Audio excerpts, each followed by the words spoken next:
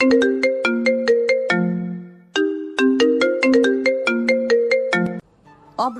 একদম বিরক্ত করবে না। আমি একটা গুরুত্বপূর্ণ কাজ করছি, দূরে থাকো।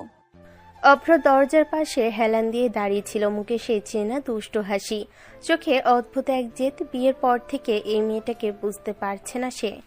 একই ছাদের নিচে থাকে, একই ঘরে ঘুমায়, অথচ দূরত্বটা যেন মাইলের পর মাইল। তবুও অভ্র হাল ছাড়াচ্ছিলে না। কেন দূরে সরিয়ে রাখছেন বৌজান? বিয়ের পর থেকে তো কাছেই আসতে পারলাম না।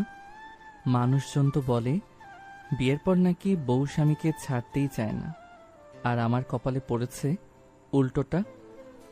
দেখো, কাজের সময় বিরক্ত করো না। এমনিতেই যতক্ষণ বাসায় থাকি মাথা নষ্ট করে দাও। একটা কেস নিয়ে বসে আছি, মাথা কাজ করছে না তোমার জন্য। অভ্র ধীরে ধীরে এগিয়ে এলো, টেবিলের উপর ছড়িয়ে থাকা ফাইলগুলো দেখেও তার মনোযোগ গেল না। তার পুরো দৃষ্টি আটকে আছে নীলার মুখে। ইউনিফর্ম না পরলেও মেয়েটার মধ্যে সেই অফিসার সুলভ কঠিন ভাব সব সময়ই থাকে। তো কি করব বলুন? কাছে আসতে দেন না কেন? আমরা স্বামী স্ত্রী, কাছে আসা তো পাপ না। আমি তো অপরাধ করছি না, নিজের বউয়ের কাছেই আসছি। চুপ করো অব্র, বলছি তো কাজ করছি। যাও তো চোখের সামনে থেকে। অভ্র এবার আর থামলো না, ধীরে ধীরে টেবিলের পাশ ঘুরে নীলার একদম কাছে এসে দাঁড়ালো। নীলা বিরক্ত হয়ে তাকাতে এসে নিচু গলায় বলল, না, যাব না। আপনি আমাকে এড়িয়ে চলেন কেন বলেন তো? কাছে আসতে দেন না, আদর করতে দেন না, এভাবে তো চলতে পারে না। আমি কাছে আসতে চাই, ভালোবাসতে চাই। শাট আপ অব্র, তুমি বুঝতে পারো না আমি তোমাকে পছন্দ করি না। আমার সাথে কি তোমার যায়? তুমি একটা বেকার জুনিয়র ছেলে, আর আমি একজন সিনিয়র পুলিশ অফিসার। কথাটা মাথায় রেখো। অভ্র কিছুক্ষণ চুপ করে তাকিয়ে রইল। কথাগুলো যেন বুকের ভেতর লাগলো, কিন্তু মুখের হাসিটা হারালো না। সিনিয়র অফিসার বলেই কি আপনার এত অহংকার? অবশ্যই অহংকার, কারণ আমি এটা নিজ চেষ্টায় অর্জন করেছি। তোমার কোনো যোগ্যতা নেই আমার স্বামী হওয়ার। অভ্র ধীরে মাথা নিচু করলো, তারপর আবার তাকালো তার দিকে, চোখে এবার অন্যরকম আত্মবিশ্বাস। কে বলতে পারে কার কি যোগ্যতা? সেটা তো সময় বলবে ম্যাডাম। অব্র, বিড়বিড় না করে চোখের সামনে থেকে যাও। বড় কেস এসেছে, সেটা হ্যান্ডেল করতে হবে। আমার মুড নষ্ট করো না। অভ্র হঠাৎ টেবিলের উপর হাত রেখে ঝুঁকে পড়ল তার দিকে, ঠোঁটের কোণে দুষ্টু হাসি খেলছে। নো ম্যাডাম, আজকে আদর করতে এসেছি, আদর করেই সরব। খবরদার অব্র, টাচ করবে না। আমি বিয়ের রাতেই বলেছি, মানি না তোমাকে স্বামী হিসাবে। দূরে থাকো। কিন্তু অভ্র যেন কিছুই শুনল না।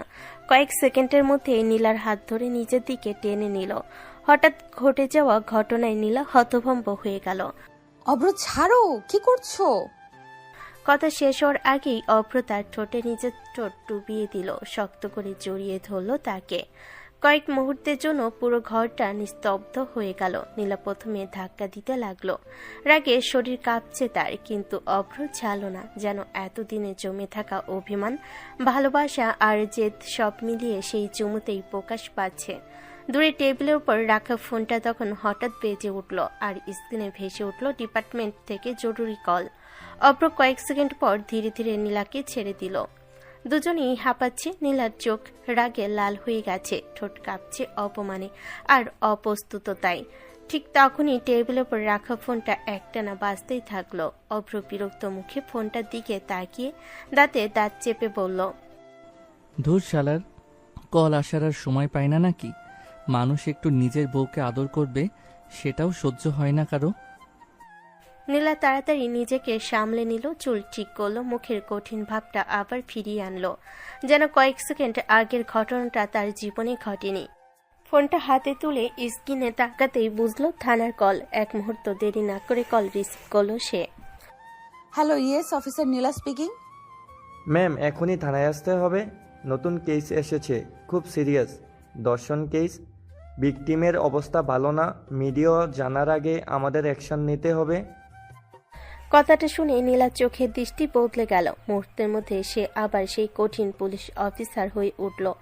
ব্যক্তিগত সব অনুভূতি যেন এক সেকেন্ডে মুছে গেল তার মুখ থেকে। ওকে, আমি আসছি, 10 মিনিটের মধ্যে রওনা দিচ্ছি। কল কেটে দিতে সে দ্রুত আলমারির দিকে এগিয়ে গেল। ফাইল গুছিয়ে রাখছে, ব্যাগ নিচ্ছে, তাড়াহুড়ো করে প্রস্তুত হচ্ছে বের হওয়ার জন্য। অভ্র এতক্ষণ চুপচাপ তাকিয়েছিল, তারপর ভুরু কুঁচকে সামনে এসে দাঁড়ালো। এই সময় কোথায় যাবেন আপনি? রাত প্রায় 12টা বাজে। থানায়, জরুরি কেস। অভ্র এবার সিরিয়াস হয়ে গেল, দরজার সামনে দাঁড়িয়ে পথ আটকে দিল। এত রাতে তো বাইরে যেতে পারবেন না, পরিস্থিতি ভালো না, কাল সকালে যান। কথাটা শুনে নীলার মুখ শক্ত হয়ে গেল, চোখ দুটো আগুনের মতো জ্বলে উঠল। কি বললে তুমি? আমি যেতে পারবো না। আমি শুধু বলছি রাত অনেক হয়েছে, বিপদ হতে পারে, আপনি একা। স্টপ ইট অব্র, তুমি ভুলে যাচ্ছ আমি কে।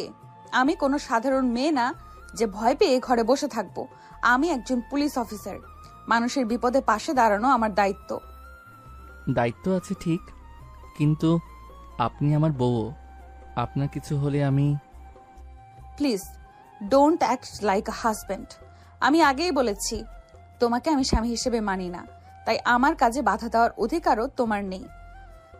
কথাগুলো ছুরির মতো বিঁধল অভ্রর বুকে। কয়েক সেকেন্ড সে নিশ্চুপ দাঁড়িয়ে রইল, তারপর ধীরে সরে দাঁড়ালো দরজার পাশ থেকে। নীলা দরজা খুলে বের হয়ে যেতে লাগলো, কিন্তু বের হওয়ার ঠিক আগে অভ্র নিচু গলায় বলল, ঠিক আছে ম্যাডাম, যান, তবে মনে রাখবেন আজ থেকে আমি আর থামাবো না, যা হওয়ার সামনে থেকেই দেখব।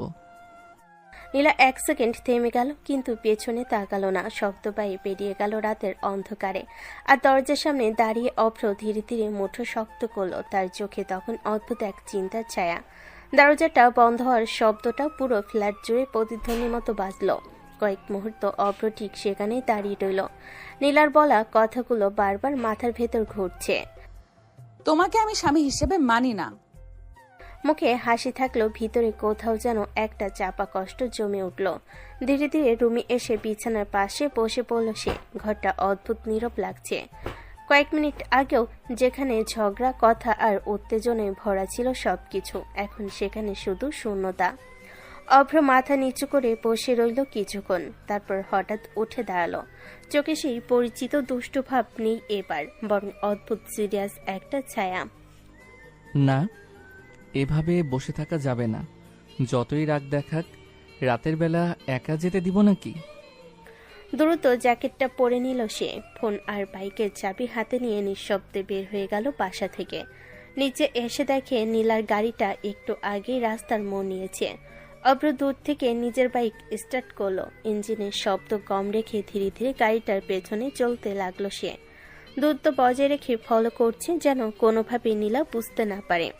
রাত তখন গভীর, রাস্তার লাইটগুলো ফাঁকা শহরের উপর হলুদ আলো ফেলছে। মাঝে মধ্যে পুলিশের গাড়ির লাল নীল লাইট ঝলসে উঠছে দূরে কোথাও। অভ্র চোখ পুরো সময় নীলার গাড়ির ওপর। নিজের অজান্তেই নিচু গলায় বলল, যতই সিনিয়র অফিসার হন ম্যাডাম, আজকে আপনাকে একা ছাড়ছি না। কিছুক্ষণ পর গাড়িটা থানার সামনে গিয়ে থামলো। নীলা দ্রুত নেমে পড়ল। মুখে কঠিন ভাব, চোখে দায়িত্বের ছাপ স্পষ্ট। সে একবারও পিছনে তাকালো না। অভ্র দূরের অন্ধকারের পাশে বাইক থামিয়ে দাঁড়িয়ে রইল। হেলমেট খুলে থানার গেটের দিকে তাকিয়ে মুচকি হাসল। যান ম্যাডাম, কাজ করেন, আমি আছি আশেপাশেই। ওদিকে নীলা দ্রুত ভেতরে ঢুকতেই কয়েকজন অফিসার উঠে দাঁড়ালো। সবে স্পষ্ট বুঝতে পারছে কেসটা গুরুতর। পরিবেশ ভারী হয়ে আছে। একজন সাব ইন্সপেক্টর এগিয়ে এসে ফাইল বাড়িয়ে দিল। ম্যাম, ভিকটিম হাসপাতালে আছে, প্রাইমারি রিপোর্ট এসেছে। ঘটনাটা আজ সন্ধ্যার দিকে হয়েছে। সন্দেহভাজন কয়েকজনের নামও পাওয়া গেছে। নীলা চেয়ার টেনে বসলো। চোখের সামনে ফাইল খুলতে তার মুখ আরো কঠিন হয়ে গেল। সব ডিটেলস লিখুন, টাইম, লোকেশন, প্রত্যক্ষদর্শী কারা ছিল, কিছু বাদ যাবে না। সে নিজেই কলম হাতে নিয়ে কেস ডায়েরিতে লিখতে শুরু করলো, দ্রুত কিন্তু নিখুঁতভাবে প্রতিটা তথ্য নোট করছে। তার চোখে তখন শুধু দায়িত্ব, কোনো আবেগ নেই। থানার ভেতরে ব্যস্ততা বেড়ে গেল। কেউ ফোন করছে, কেউ রিপোর্ট আনছে, কেউ আবার সন্দেহভাজনদের লোকেশন ট্র্যাক করার চেষ্টা করছে। ঠিক সেই সময় থানার বাইরে অন্ধকারে দাঁড়িয়ে থাকা অভ্র ধীরে ধীরে চারপাশে নজর বোলালো। তার দৃষ্টি হঠাৎ রাস্তার অপর পাশে দাঁড়িয়ে থাকা কয়েকজন সন্দেহভাজন লোকের ওপর গিয়ে থামল। লোকগুলো থানার দিকে তাকিয়ে ফিসফিস করছে। অব্র চোখ মুহূর্তেই শুরু হয়ে গেল। ঠোঁটের কোণে ধীরে ধীরে অন্যরকম এক হাসি ফুটে উঠল। মনে হচ্ছে রাতটা শান্তিতে কাটবে না ম্যাডাম। থানার ভেতর তখন পুরো পরিবেশ টান টান উত্তেজনা ভরা। রাত যত গভীর হচ্ছে কেসটার গুরুত্ব ততই স্পষ্ট হয়ে উঠছে সবার কাছে। নীলা সামনে রাখা কেস ডায়েরিতে একটার পর একটা তথ্য লিখে যাচ্ছে।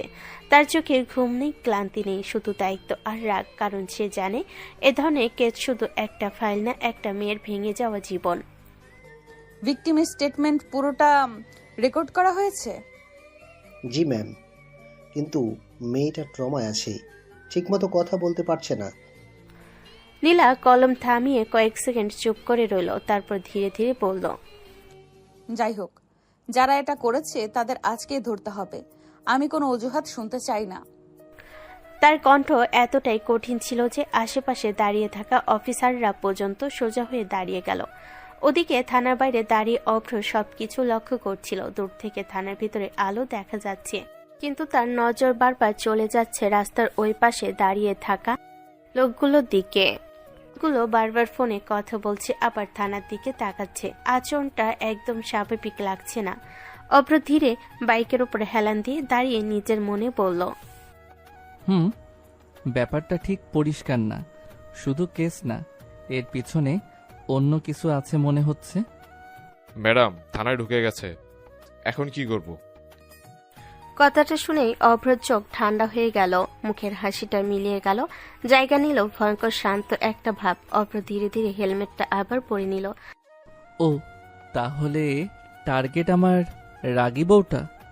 ভুল জায়গায় এসেছো ভাইরা। আমি নিজে হাসপাতালে যাচ্ছি ভিকটিমের সাথে কথা বলতে। গাড়ি প্রস্তুত করুন। ম্যাম, বাইরে পরিস্থিতি একটু সন্দেহজনক লাগছে। অপরাধীরা ভয় দেখাতে চাইলে ভুল করছে। আমি ভয় পাই না, চলুন। সে দ্রুত বাইরে বের হয়ে এলো। ঠিক সেই সময় দূরে দাঁড়িয়ে থাকা লোকগুলো নড়েচড়ে উঠল। একজন ধীরে ধীরে ফোন কানে তুলল, আর কয়েক গজ দূরে অন্ধকারে দাঁড়িয়ে অভ্র সব দেখছে। তার চোখ এবার সম্পূর্ণ সতর্ক। অভ্র নিচু গলায় বলল, আজ যদি কারো ভুল হয় তাহলে সেটা জীবনের সবচেয়ে বড় ভুল হবে। নীলা কিছুই বুঝতে না পেরে থানার সিঁড়ি দিয়ে নিচে নামছে। তার অন্ধকার রাত যেন ধীরে ধীরে বিপদের দিকে এগিয়ে আসছে। থানার সামনে রাতের বাতাসটা অদ্ভুত ভারী লাগছিল। চারপাশ প্রায় ফাঁকা, শুধু কয়েকটা লাইট পোস্টের আলো পড়ে জায়গাটা আধো অন্ধকার হয়ে আছে। নীলা দ্রুত পায়ে নিচে নেমে আসলো। তার হাতে ফাইল, মুখে সেই কঠিন অফিসার সুলভ ভাব, যেন পৃথিবীর কোনো কিছু তাকে থামাতে পারবে না। ডিউটি অফিসার গাড়ির দরজা খুলে দাঁড়িয়েছিল। ম্যাম, গাড়ি রেডি, হাসপাতালে যেতে প্রায় 20 মিনিট লাগবে। ওকে, সময় নষ্ট করা যাবে না, চলুন। সে গাড়ির দিকে এগিয়ে যাচ্ছিল। ঠিক তখনই রাস্তার পাশে দাঁড়িয়ে থাকা সে সন্দেহভাজন লোকগুলো একে অপরের দিকে তাকালো। তাদের চোখে অস্বস্তিকর ইঙ্গিত। একজন ধীরে ধীরে সামনে এগোতে লাগলো। দূর থেকে সবকিছু লক্ষ্য করছিল অভ্র। বাইকের পাশে দাঁড়িয়ে থাকা ছেলেটার চেহারা আর আগে সেই হাসি খুশি ভাব নেই। চোখ দুটো অস্বাভাবিক ঠান্ডা হয়ে গেছে। অভ্র নিজের মনে ফিসফিস করে বলল, একবার বলেছিলাম ম্যাডাম, আপনাকে একা ছাড়বো না। নীলা কিছু বুঝে ওঠার আগে হঠাৎ থানার সামনে লাইট কয়েক সেকেন্ডের জন্য ঝিমিয়ে উঠল। সেই সুযোগে লোকগুলো একজন দ্রুত এগিয়ে এসে গাড়ির দরজার পাশে দাঁড়ালো। ম্যাডাম একটু কথা ছিল। কে আপনি? থানার সামনে দাঁড়িয়ে কি চান? কেসটা নিয়ে বেশি এগোবেন না ম্যাডাম, নিজের ভালো চাইলে এখানেই থেমে যান। কথা শুনে নীলার চোখ আগুনের মতো জ্বলে উঠল। সে এমনিতে রেগেছিল, কেসটা নিয়ে এই কথাতে আরো রেগে গেল। তুমি কি আমাকে থ্রেট দিচ্ছ? জানো কোথায় দাঁড়িয়ে কথা বলছো? লোকটা আর কিছু বলার আগে হঠাৎ পিছন থেকে শক্ত একটা হাত এসে তার কাঁধ চেপে ধরল। লোকটা ঘুরে তাকাতেই জমে গেল। অভ্র শান্ত মুখে দাঁড়িয়ে আছে, কিন্তু তার চোখের দৃষ্টি ভয়ঙ্কর ঠান্ডা। অভ্র ধীরে ধীরে বলল, ম্যাডামের সাথে কথা বলার আগে অনুমতি নিতে হয়, সেটা কেউ শেখায়নি। অব্র, তুমি এখানে? অভ্র এক সেকেন্ডও তার দিকে তাকালো না। এখনো লোকটার ওপর চোখ স্থির। রাত অনেক হয়েছে ভাই, বাড়ি চলে যান, না হলে রাতটা খারাপ যেতে পারে। লোকটা হাত ছাড়ানোর চেষ্টা করতে অভ্র হালকা চাপ বাড়ালো। মুহূর্তে লোকটার মুখ বিকৃত হয়ে গেল ব্যথায়। দূরে দাঁড়িয়ে থাকা অন্য লোকগুলো পরিস্থিতি বুঝে ধীরে ধীরে পিছিয়ে যেতে লাগলো। তার মনে প্রশ্নের ঝড় উঠছে, এই ছেলেটা কি সত্যি সেই বেকার হাসি খুশি জুনিয়র অভ্র? অভ্র হঠাৎ লোকটাকে ছেড়ে দিয়ে মুচকি হাসলো। যান, আর ভুল করে এই থানার সামনে দাঁড়াবেন না। লোকগুলো দ্রুত সরে গেল। অন্ধকারের মধ্যে কয়েক সেকেন্ড নীরবতা নেমে এলো। নীলা এবার রেগে বলল, তুমি আমাকে ফলো করেছো? হ্যাঁ করেছি, কারণ আমার রাগী পুলিশ বউটা বিপদে পড়তে পারে, কিন্তু নিজের নিরাপত্তার কথা ভাবে না। নীলা কিছু বলতে যাচ্ছিল, ঠিক তখনই থানার ভেতর থেকে একজন অফিসার দৌড়ে বের হয়ে চিৎকার করে বলল, ম্যাম, নতুন আপডেট এসেছে। ভিকটিম জ্ঞান ফিরে পেয়েছে, আর সে একজনের নাম বলছে। কার নাম? শহরের বড় একজন প্রভাবশালী মানুষের ছেলে। কথাটা শুনি চারপাশে বাতাস যেন আরো ভারী হয়ে উঠল, আর পাশে দাঁড়িয়ে থাকা অভ্র ধীরে ধীরে হাসলো, যেন সে আগে বুঝে গেছিল খেলাটা এখন শুরু হতে যাচ্ছে। থানার সামনে কয়েক মুহূর্ত আগের উত্তেজনাটা এখনো পুরোপুরি কাটেনি। বাতাসে যেন অদৃশ্য একটা চাপা ভয় আর রাগ মিশে আছে। নীলা দাঁড়িয়ে কয়েক সেকেন্ড ভাবলো, তারপর আবার নিজের কাজে মন দিল। ব্যক্তিগত বিষয় নিয়ে সময় নষ্ট করার মানুষ সে না। অফিসারের দিকে ঘুরে পড়ল। গাড়ি স্টার্ট করুন, আমরা এক্ষুনি হাসপাতালে যাচ্ছি। ভিকটিমের স্টেটমেন্ট নিজে শুনতে হবে। ডিউটি গাড়ির দরজা খুলে দেওয়া হলো। নীলা দ্রুত এগিয়ে গিয়ে উঠতে যাচ্ছিল, ঠিক তখনই পাশ থেকে অভ্র শান্ত গলায় বলল, 1 মিনিট ম্যাডাম। আবার কি অব্র? এখন নাটক করার সময় না। অভ্র বাইকের দিকে ইশারা করলো। কালো বাইকটা রাস্তার আলোয় চকচক করছে। সে হেলমেটটা হাতে নিয়ে দাঁড়িয়ে আছে। আমার বাইকে উঠুন, আমি নিয়ে যাই আপনাকে হাসপাতালে, দ্রুত পৌঁছাবেন। নীলা যেন বিশ্বাসই করতে পারল না কথাটা। চোখ সরু করে তাকালো তার দিকে। এক্সকিউজ মি, এইসব আমাদের কাজ, তোমার না। তুমি বাসায় যাও।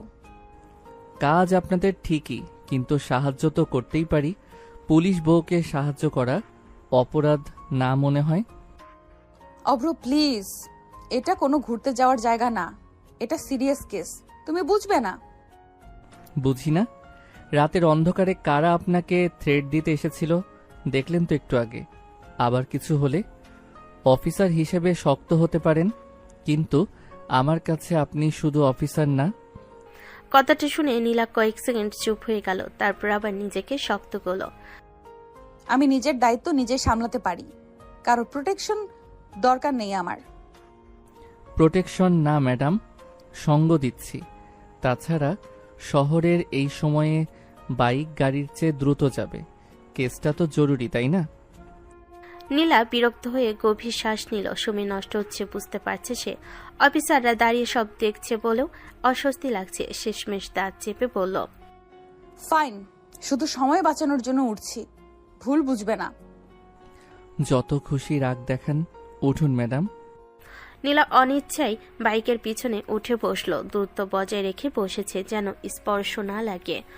অভ্র ইঞ্জিন স্টার্ট করতে বাইক গর্জে উঠল। অভ্র নিচু গলেই বলল, শক্ত করে ধরুন, রাস্তা ভালো না।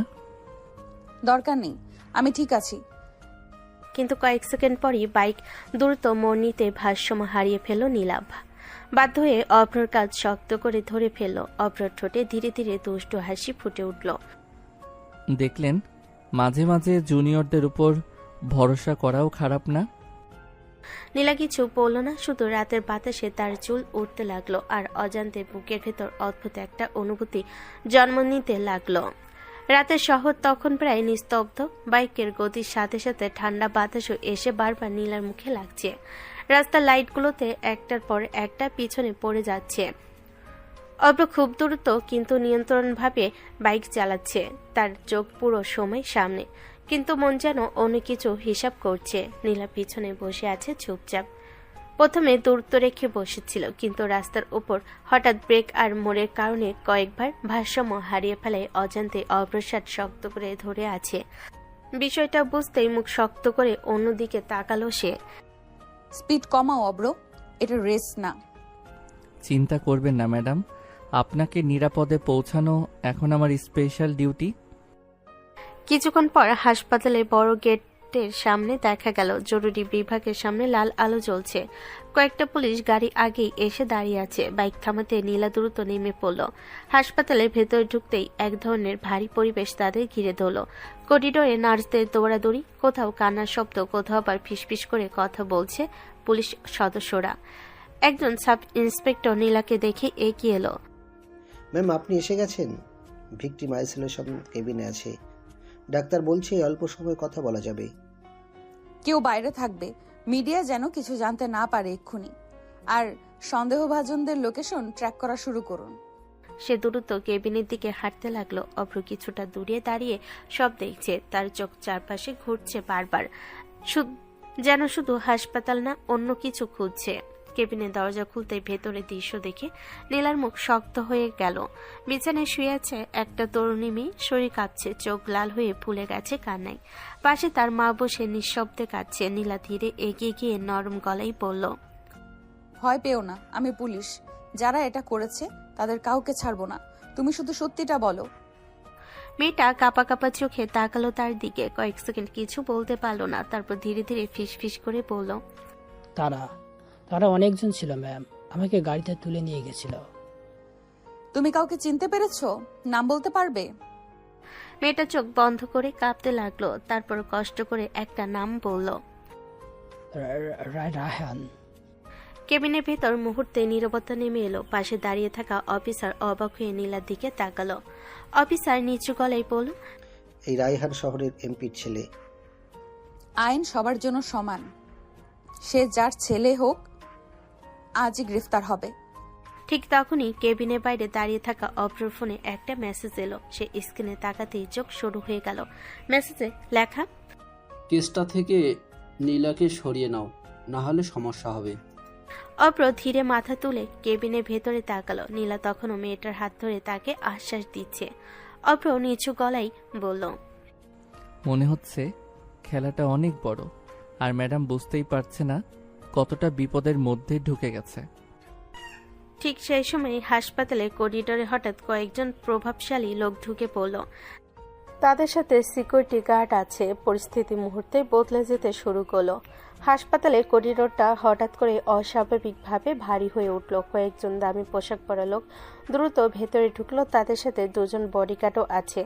চারপাশ দাঁড়িয়ে থাকা পুলিশ সদস্যরা একে অপরের দিকে তাকাতে লাগলো। সবাই বুঝে গেছে বড় কেউ এসেছে। কিছুক্ষণের মধ্যেই সামনে এসে দাঁড়ালো শহরের প্রভাবশালী এমপি সাহেব। বয়স 50-এর কাছাকাছি, কিন্তু চোখে সেই ক্ষমতার অহংকার স্পষ্ট। নীলা তখন কেবিন থেকে বের হচ্ছিল। সামনে এমপিকে দাঁড়িয়ে থাকতে দেখে থেমে গেল। অফিসার নীলা, অনেক নাম শুনেছি আপনার। খুব সাহসী অফিসার নাকি? এখানে প্রশংসা শুনতে আসিনি, এটা ক্রাইম সিন। আপনার এখানে থাকার অনুমতি নেই। এমপি হালকা হেসে পাশের লোকেদের সরে যেতে ইশারা করলো। তারপর ধীরে ধীরে নীলার কাছে এগিয়ে এলো। দেখুন অফিসার, ছেলে পেলে ভুল করে ফেলে মাঝে মাঝে, বিষয়টা বড় করার দরকার নেই। মিডিয়ায় গেলে সবারই সমস্যা হবে। আপনি কি বলতে চাইছেন পরিষ্কার করে বলুন। কেসটা এখানেই শেষ করে দিই। রিপোর্ট একটু পরিবর্তন হয়ে যাবে, মেয়েটার পরিবারকেও আমরা সামলে নিব। তার পাশের একটা লোক কালো ব্যাগ এগিয়ে দিল। ব্যাগটা সামান্য খুলতে ভেতরে মোটা টাকার বান্ডিল দেখা গেল। করিডোরে দাঁড়িয়ে থাকা কয়েকজন অফিসার পর্যন্ত অবাক হয়ে গেল। যত টাকা লাগে বলবেন অফিসার, আপনার ভবিষ্যৎও সিকিউর হয়ে যাবে। ট্রান্সফার, প্রমোশন সব ব্যবস্থা হয়ে যাবে। এক সেকেন্ডের জন্য পুরো জায়গাটা নিস্তব্ধ হয়ে গেল।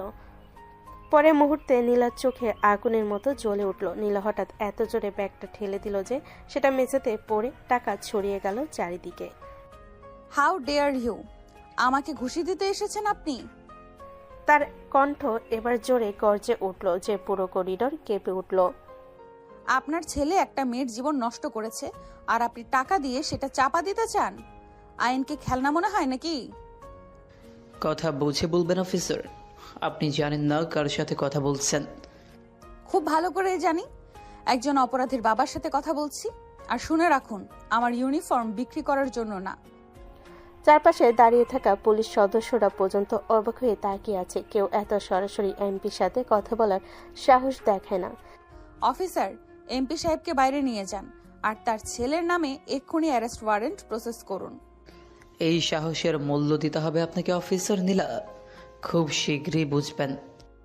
আমি প্রতিদিন অপরাধীদের হুমকি শুনি, নতুন কিছু বলেনি। দরজা ওইদিকে। এমপির আগে ফুসতে ফুসতে চলে গেল। সবাই যখন হতবাক হয়ে দাঁড়িয়ে আছে তখন করিডোরে এক কোণে দেওয়ালে হেলান দিয়ে দাঁড়িয়ে থাকা অভ্র ধীরে ধীরে হাসল। তার চোখে গর্ব স্পষ্ট। অভ্র নিচু গলায় বলল, জানতাম আমার রাগী পুলিশ বউ টাকা দেখে মাথা নত করবে না, কিন্তু ম্যাডাম আপনি এখন খুব বড় ঝামেলায় পড়ে গেলেন। ঠিক তখনই হাসপাতালের লাইট কয়েক সেকেন্ডের জন্য নিভে গেল, আবার জ্বলে উঠল। আর দূরে কেউ একজন ফোনে বলছে। প্ল্যান বি শুরু করো। হাসপাতালের করিডোরে এমপি চলে যাওয়ার পরই উত্তেজনার রেশ কাটছিল না। মেঝেতে ছড়িয়ে থাকা টাকার বান্ডিলগুলো এখনো কেউ তুলতে সাহস পাচ্ছে না। সবাই বুঝে গেছে আজকে রাতটা সাধারণ কোনো রাত না। নীলা কয়েক সেকেন্ড স্থির দাঁড়িয়ে রইল।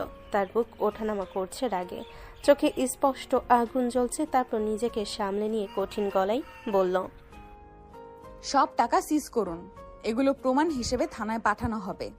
আর কেউ যেন বাইরে একটা কথাও লিক না করে। অফিসাররা দ্রুত কাজে লেগে গেল। ওদিকে করিডোরের একপাশে দাঁড়িয়ে অভ্র সব দেখছিল। তার মুখে হালকা হাসি থাকলেও চোখে চিন্তার ছাপ স্পষ্ট, কারণ সে বুঝতে পারছে বিষয়টা এখানেই শেষ নয়। ক্ষমতাবান মানুষ এত সহজে হার মানবে না। ঠিক তখনই হঠাৎ হাসপাতালের বাইরে বিকট শব্দ হলো, ধাম।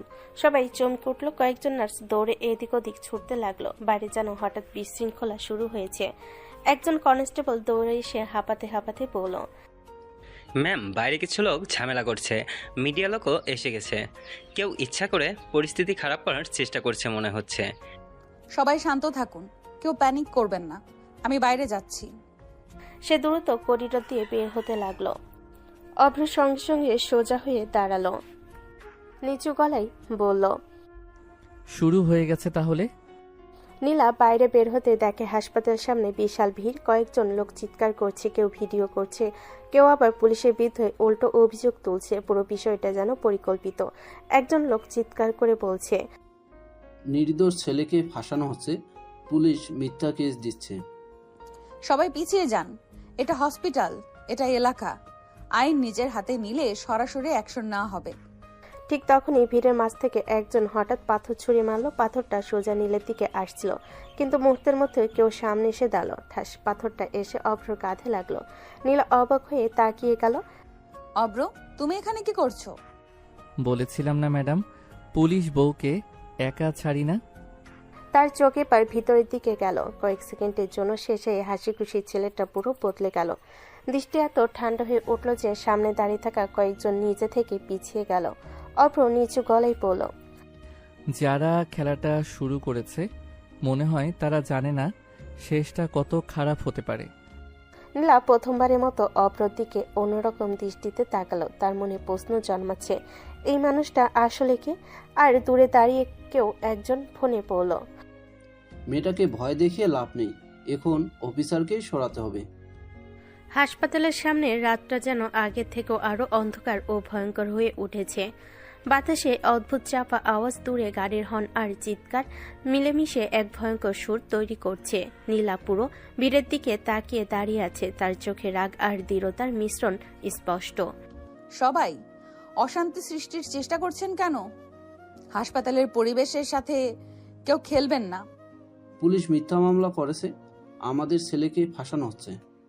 শান্ত হন, কেউ আইন নিজের হাতে তুলে নিলে সরাসরি অ্যাকশন নেওয়া হবে। অব্র, তুমি চলে যাও। বলেছি না রাতের এই ঝড় মোকাবেলা করতে একা হবেন না। পুলিশ বউকে কেউ একা পেয়ে কিছু করতে পারবে না। ভিড়ের মধ্যে কিছু লোক অবাক হয়ে পিছিয়ে গেল। অভ্রের চোখে সেই দৃষ্টি ঠান্ডা এবং গভীর, মুহূর্তেই তাদের ভীত করে দিল। নীলা নিজে শ্বাস নিয়ে ধীরে বলল, তুমি আবার বিপদে পড়তে যাচ্ছ। এইভাবে তুমি নিজেকে... আমি জানি ম্যাডাম, কিন্তু যাকে আপনি রক্ষা করতে চান তার পাশে থাকা আমার দায়িত্ব। হাসপাতালের বাইরে ধীরে ধীরে পরিস্থিতি কিছুটা নিয়ন্ত্রণে এলো। ভিড় সরিয়ে পুলিশ ব্যারিকেড টেনে ফেলেছে। মিডিয়ার লোকেদের নিরাপদ দূরত্বে রাখা হলো। হাসপাতালের করিডোরে এখন শান্তি নেমে এসেছে, কিন্তু নীলা পুরোপুরি ক্লান্ত। চোখের গভীরে অস্থিরতা, শরীরে মানসিক চাপ স্পষ্ট। অভ্র দূরে দাঁড়িয়ে নীলার দিকে তাকালো, নিচু গলায় বলল, ম্যাডাম, এখন বাসায় চলুন। আপনি একা ক্লান্ত হয়ে পড়েছেন। আমি ঠিক আছি। হ্যাঁ চলো। সত্যি আজ শরীরটা একেবারে টায়ার্ড হয়ে গেছে। ঠিক আছে, তবে আগে আমাকে কথা দিতে হবে। আপনি ক্লান্ত, আমি আপনার পাশে থাকব। নদীর মতো শান্ত রাতের বাতাসে তারা ধীরে ধীরে গাড়ির দিকে এগোলো। অভ্র বাইকের পাশ দিয়ে এগিয়ে হালকা ইশারা করলো। বাইকে উঠুন ম্যাডাম, বাসায় পৌঁছানো দ্রুত হবে। নীলা প্রথমে কিছুটা দ্বিধা করলো, ধীরে ধীরে বাইকের পিছনে বসলো। মাথা একটু নিচু করে নিয়েছে যেন আর কোনো ঝুঁকি না থাকে। রাস্তা ক্রমশ ফাঁকা, হালকা বাতাসে চুল উড়ে যাচ্ছে। অভ্র চালাচ্ছে মনোযোগ দিয়ে, আর নীলা চুপচাপ শুধু বসে আছে। শরীর আর মন দুটোই ক্লান্ত। বাসায় পৌঁছানোর পরপরই দুজন ধীরে ধীরে ভেতরে ঢুকলো। নীলা টানা এক দীর্ঘশ্বাস ফেলল। উফ, শেষমেশ কত ক্লান্ত লাগে। হ্যাঁ ম্যাডাম, এখন আর কিছু নয়, শুধু বিশ্রাম। কিন্তু দুজনেরই মনে হঠাৎ এক অদ্ভুত অনুভূতি হলো, খাবারের জন্য খিদে। নীলার মাথা ঘোরাতে লাগলো। অব্র, আমার সত্যি খিদে পেয়েছে। চিন্তা নেই, আমি নুডলস বানিয়ে আনি, আমরা দুজন মিলে খাবো। কিছুক্ষণ পর রান্নাঘরের পাশে দুজন বসে নুডলসের প্যাকেট খুলল। খাবারের গন্ধে যেন ক্লান্তি আর রাগ মিলেমিশে যাচ্ছে। দুজনই একটু একটু করে শান্ত হতে লাগলো। নীলা চুপচাপ খাচ্ছিল। অভ্র তার দিকে তাকিয়ে মৃদু হাসল। দেখলাম ব্যস্ত রাতের পর খাবারের এই মুহূর্তটা অনেক শান্তি দেয়। খাওয়া শেষ হতেই ঘরে নীরবতা নেমে এলো। নুডলসের বাক্স ফাঁকা, কিন্তু দুজনের শরীর ও মন এখনো ক্লান্ত। নীলা আস্তে আস্তে বলল, উফ, এত ক্লান্তি। হ্যাঁ, মনে হচ্ছে শুয়ে পড়লে ভালো হয়। অভ্র হঠাৎ ধীরে এগিয়ে এসে কোলে তুলে নিল। নীলা হতবাক হয়ে চেঁচিয়ে উঠল। কি করছো অব্র? পুলিশ হয়ে বড় বড় কেস হ্যান্ডেল করেন, আর আপনার মতো ক্লান্ত বউকে একা থাকতে দিতে পারবো না। আমার পা আছে, আমি নিজেই হাঁটতে পারি। হাঁটার দরকার কি বউজান? আমি থাকি তো সবকিছু নিজের মতো করে ঠিক করি। কথা শেষ হতে সে নীলাকে কোলে নিয়ে রুমের দিকে এগোলো। নীলা ভেতরে গিয়ে বিছানায় নামার চেষ্টা করলো, কিন্তু অভ্র কোলে ধরে বিছানায় স্থির করলো। উফ অব্র, এবার তো নিজেই নামতে পারি। কাজ তো হলো ম্যাডাম, এখন স্বামীর মনোরঞ্জনের পালা। তোমার পাগলামি দেখলে রাগ লাগে অব্র। অভ্র বিন্দুমাত্র পাত্তা না দিয়ে ধীরে ধীরে নীলার ঠোঁটে ঠোঁট ডুবিয়ে কিস করতে লাগলো। নীলা চমকে সরিয়ে দিল। উফ উফ অব্র, তুমি কি করছো? অভ্র কিছু বলল না, আবার কিস শুরু করলো। এবার আর কোনো শব্দ নেই, শুধু দুজনের নিঃশ্বাস আর কণ্ঠের ফিসফিস। নীলা একবার আরো জোরে ঠেললো। উফ, তোমার কি কাজ নেই? এবার থামো। কিন্তু অভ্র ঠোঁট থেকে ঠোঁট সরাতে নারাজ, চোখে হাসি, মনে তুষ্টামি। আর কি করবে বউজান, এই রাত, এই মুহূর্ত, পুলিশি কাজ শেষ, স্বামীর দায়িত্বই তো শুরু হলো। নীলা চুপচাপ ঠোঁট চেপে ধরল। অগোচরে তার মন ধীরে ধীরে সেই ক্লান্তি আর রাগের মাঝে কিছুটা অদ্ভুত উষ্ণতা অনুভব করতে লাগলো। রাতটা ধীরে ধীরে তাদের জন্য এক অন্যরকম রোমান্টিক উত্তেজনায় মোড়ালো। রাতে সব অস্থিরতা, রাগ, অভিমান আর টানাপোড়েন যেন গভীর ঘুমের ভেতর কোথাও মিলিয়ে গিয়েছিল। ভোরের আলো ধীরে ধীরে জানালার ফাঁক গলে ঘরে ঢুকছে। হালকা সোনালি রোদ এসে পড়ছে নীলার মুখে। নীলা ধীরে ধীরে চোখ মেলল। কিছুক্ষণ ছাদের দিকে তাকিয়ে রইল। গত রাতের ঘটনাগুলো যেন সিনেমা দৃশ্যের মতো ভেসে উঠল। তারপর মাথা ঝাঁকিয়ে উঠে বসল। আজ অনেক কাজ, নিজেকে সামলে নিতে হবে। সে চুপচাপ বাথরুমে ঢুকে গোসল করে নিল। ঠান্ডা পানির ছোঁয়ায় শরীর মন কিছুটা সতেজ হয়ে উঠল। আয়নার সামনে দাঁড়িয়ে চুল মুছতে মুছতে নিজের চোখের দিকে তাকালো। শক্ত, আত্মবিশ্বাসী, তবুও কোথাও যেন নরম একটা রেখা তৈরি হয়েছে। গোসল শেষ করে সাদামাটা একটা শাড়ি পরে নিচে নামতে রান্নাঘর থেকে ভেসে আসছে মশলার সুগন্ধ। পেঁয়াজ রসুন ভাজার গন্ধে পুরো বাড়ি যেন উষ্ণ হয়ে উঠছে। নীলা নিচে গিয়ে দেখলো অভ্র মা চুলার সামনে দাঁড়িয়ে রান্না করছেন। মা, আপনি একা একা করছেন কেন? আমাকে ডাকেননি কেন? আরে মা, তুমি তো সারা রাত কাজ করছো, ভোরে এসে ঘুমিয়েছো, তোমাকে আবার ডাকবো নাকি? কাজ তো আমার দায়িত্ব, আর ঘরের কাজও দায়িত্ব। আমি সাহায্য করি। তুমি না সত্যি অন্যরকম মেয়ে, বাইরে এত বড় অফিসার আর ঘরে এত সাধারণ। ইউনিফর্ম খুললে আমি শুধু এই বাড়ির বউ। সে চুলার পাশে দাঁড়িয়ে ডাল নেড়ে দিল, তরকারিতে লবণ মেপে দিল। দুজনের মাঝে ধীরে ধীরে একটা মিষ্টি আলাপ জমে উঠল। সংসারের ছোটখাটো গল্প, বাজারের কথা, পাড়ার খবর। ঠিক তখনই উপরের সিঁড়িতে আলস্য ভরা পায়ে নামতে লাগলো অভ্র। চুল এলোমেলো, চোখ আধো খোলা। এ কি সকাল সকাল পুলিশ ম্যাডাম কিচেনে? পুলিশ ম্যাডাম না, বাড়ির বউ। ও, তাহলে আজ আমার কপাল ভালো। তোমরা দুজন আবার শুরু করো না, আগে নাস্তা করো। রান্নাঘরের ভেতর সকালবেলা সেই উষ্ণ পরিবেশ যেন নতুন এক দিনে শুরু হলো। গত রাতের সব রাগ, উত্তেজনা, অস্থিরতার পর আজকের সকালটা একটু অন্যরকম, শান্ত, ঘরোয়া, আর কোথাও যেন সম্পর্কে সূক্ষ্ম এক বদল। সকালের নাস্তার টেবিল ভরে গেছে গরম পরোটা, ডাল আর ডিম ভাজিতে। রান্নাঘরের উষ্ণ গন্ধে ঘরটা ভরে আছে। নীলা প্লেটে খাবার তুলে বসেছে, কিন্তু চোখে সেই আগের দৃঢ়তা, যেন মনটা পুরোপুরি বিশ্রাম নেয়নি। অভ্র চেয়ারে হেলান দিয়ে বলল, আজকে কিন্তু আর কোনো কেস না, আজ শান্তিতে খাওয়া হবে। আমার হাতে কি সময় থাকে? দুইজনেই চুপচাপ খাও, সকাল সকাল ঝগড়া করো না। ঠিক তখনই নীলার ফোনটা টেবিলের উপর কাঁপতে শুরু করলো। স্ক্রিনের থেকে ভেসে উঠল থানা। টেবিলের পরিবেশ মুহূর্তে বদলে গেল। নীলা ফোনটা রিসিভ করতে ওপাশ থেকে তাড়াহুড়ো ভরা কণ্ঠ। ম্যাম, আসামি রায়হানের উপর আমরা কড়া নজর রেখেছিলাম। এখন সে বিদেশে পালানোর প্ল্যান করছে। আজ রাতের ফ্লাইটের চেষ্টা করছে। লোকেশন? ম্যাম, এয়ারপোর্টের দিকে মুভ করছে। আমাদের টিম ফলো করছে। আমি এক্ষুনি আসছি। ওকে হাতে নাতে ধরবো, এক পাও বের হতে পারবে না। এখনই? নাস্তা তো শেষ করলেন না? অপরাধীরা সময় দেখে পালায় না অব্র। দায়িত্ব ডাকলে আমাকে যেতে হবে। সাবধানে যেও মা। চিন্তা করবেন না, আজই শেষ করব এই কেস। আমি যাচ্ছি আপনার সাথে। না, এটা অফিসিয়াল অপারেশন। তুমি শুধু অফিসার না, আপনি আমার স্ত্রীও। বিপদে একা যেতে দেব না। ফোনটা কেটে যাওয়ার পরও কয়েক সেকেন্ড নীলা স্থির দাঁড়িয়ে রইল। চোখের ভেতর আগুনের মতো দৃঢ়তা, ঠোঁট শক্ত করে চেপে ধরা। সকালের শান্ত পরিবেশ যেন মুহূর্তেই বদলে গেছে। সে ধীরে ধীরে সিঁড়ি পেয়ে উপরে উঠতে লাগলো। প্রতিটা পা ফেলার যেন একটা সিদ্ধান্তের শব্দ। অভ্র নিচ থেকে তাকিয়ে আছে। নীলা, এখন কথা বলার সময় না। রুমে ঢুকে দরজাটা ভেতর থেকে লাগিয়ে দিল। কয়েক সেকেন্ড দেওয়ালের সাথে হেলান দিয়ে চোখ বন্ধ করলো। তারপর ধীরে আলমারির দরজা খুলল। ভেতরে ঝুলছে তার ইউনিফর্ম, ইস্ত্রি করা পরিপাটি, গর্বের প্রতীক। নীলা ইউনিফর্মটা হাতে তুলে নিল, আঙ্গুল বুলিয়ে নিল কাঁধের ব্যাজে। আজ পালাতে পারবো না রায়হান। সে দ্রুত শাড়ি বদলে ইউনিফর্ম পরে নিল। বোতামগুলো এক এক করে লাগাতে লাগাতে তার চোখের কোমলতা মিলিয়ে গেল। জায়গা নিল কঠোর দায়িত্ববোধ। কোমরে বেল্ট পরল, হোল স্টারে সার্ভিস পিস্তল ঠিক করলো। চুল শক্ত করে বেঁধে আয়নার সামনে দাঁড়ালো। আয়নায় এখন আর ঘরের বউ না, দাঁড়িয়ে আছে এক সিনিয়র পুলিশ অফিসার। ঠিক তখন দরজায় হালকা নক। ঢুকবো? নীলা দরজা খুলল। অভ্র কিছুক্ষণ চুপচাপ তাকিয়ে রইল। তারপর শান্ত কণ্ঠে বলল, যখন ইউনিফর্ম পরেন আপনাকে আলাদা লাগে। কারণ তখন আমি শুধু তোমার নীলা না, আমি আইনের প্রতিনিধি। সাবধানে থাকবেন, লোকটা মরিয়া হয়ে আছে। মারিয়া অপরাধী যতই হোক, আইন তার চেয়ে শক্ত।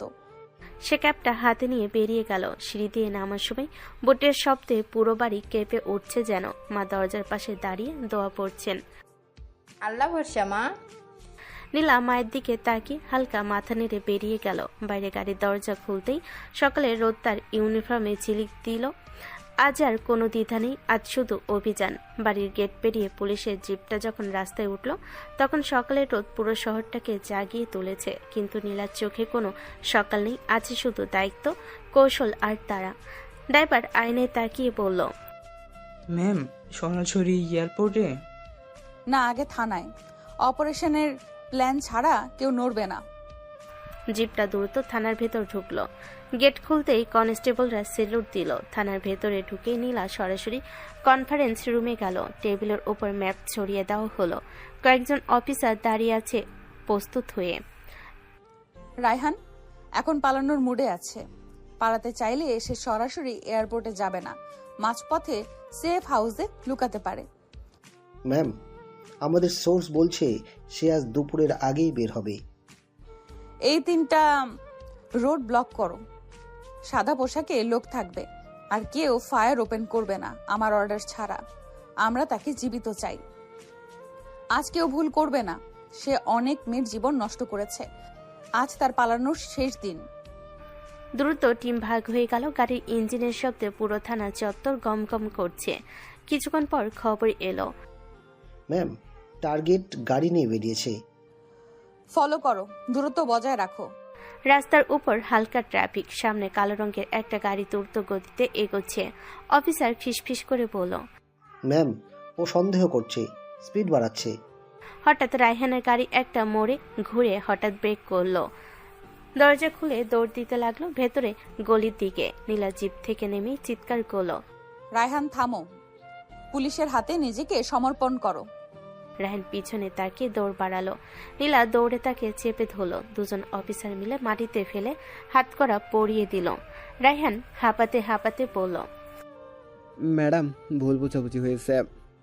আদালতে বলবে আইনের হাত লম্বা হয়, জানলে পালাতে আসতে না।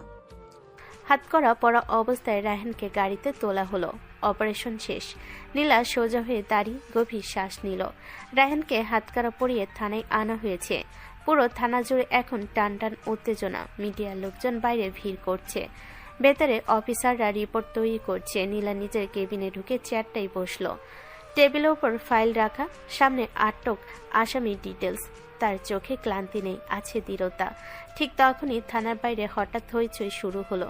একজন কনস্টেবল দৌড়ে এসে বলল, ম্যাম, এমপি সাহেব এসেছেন, খুব রেগে আছেন। ভেতরে আসতে বলুন।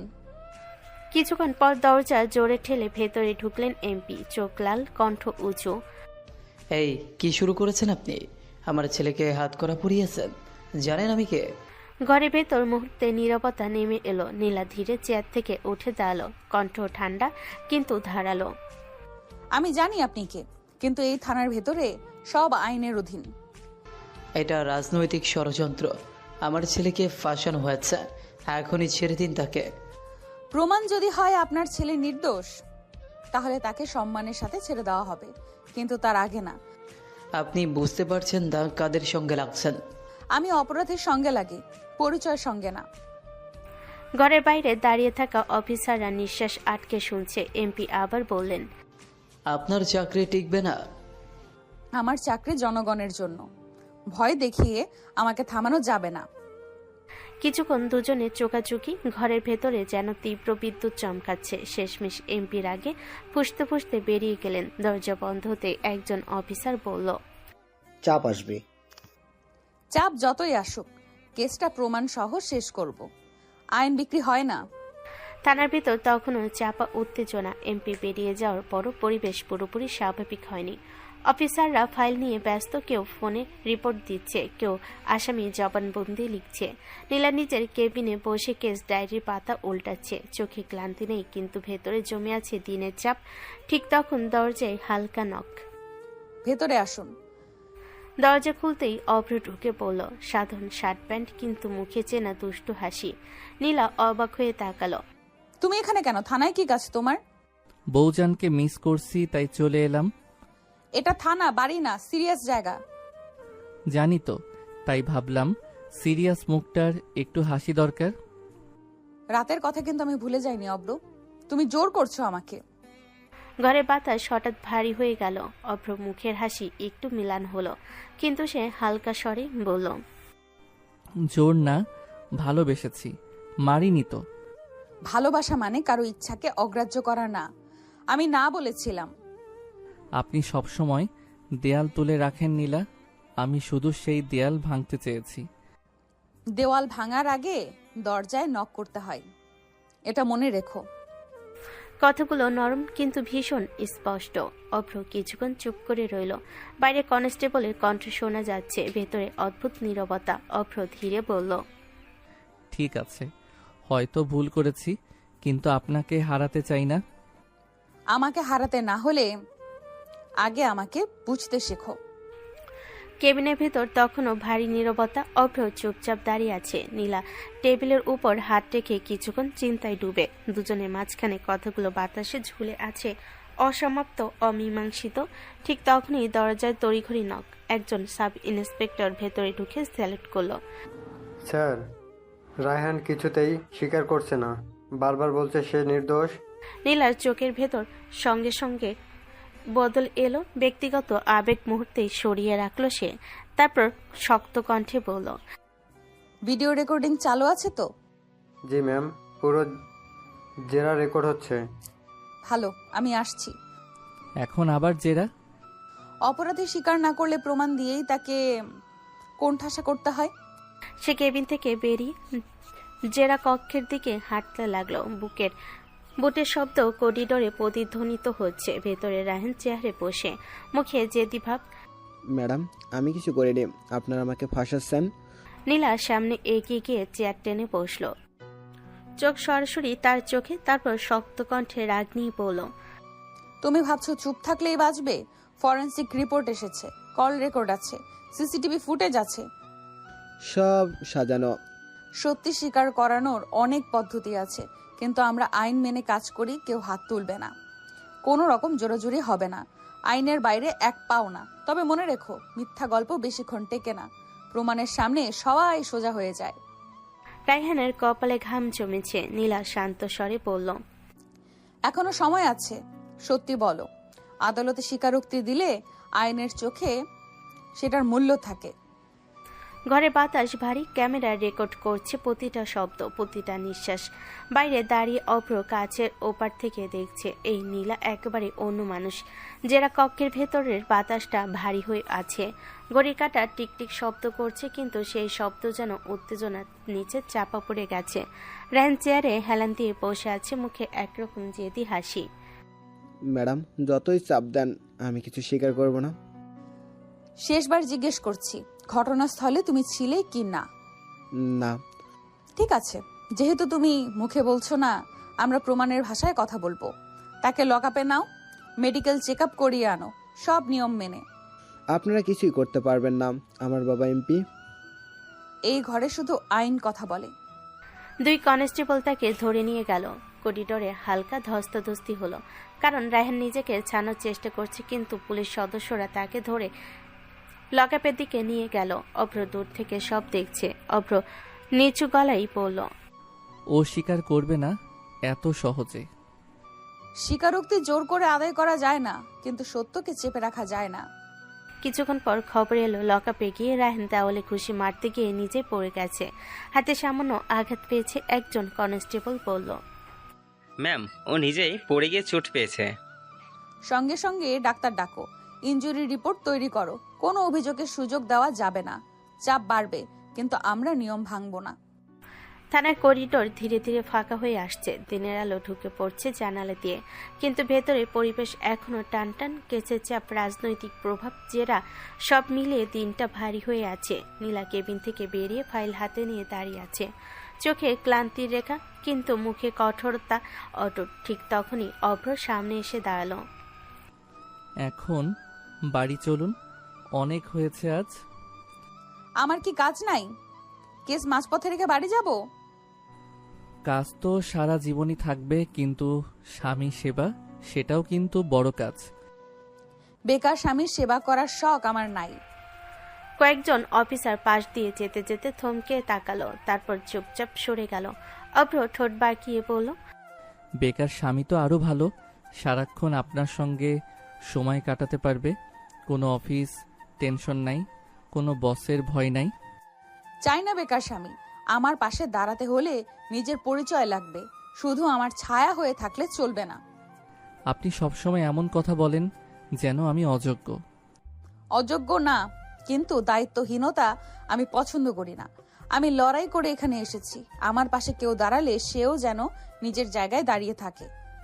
কথাগুলো করিডোরে বাতাসে ভারী হয়ে ঝুলে রইল। অভ্র কিছুক্ষণ চুপ করে থাকলো, তারপর মৃদু গলায় বলল, ঠিক আছে, একদিন দেখাবো বেকার বলে যাকে অবহেলা করছেন সেই তোমার সমান হয়ে দাঁড়াবে।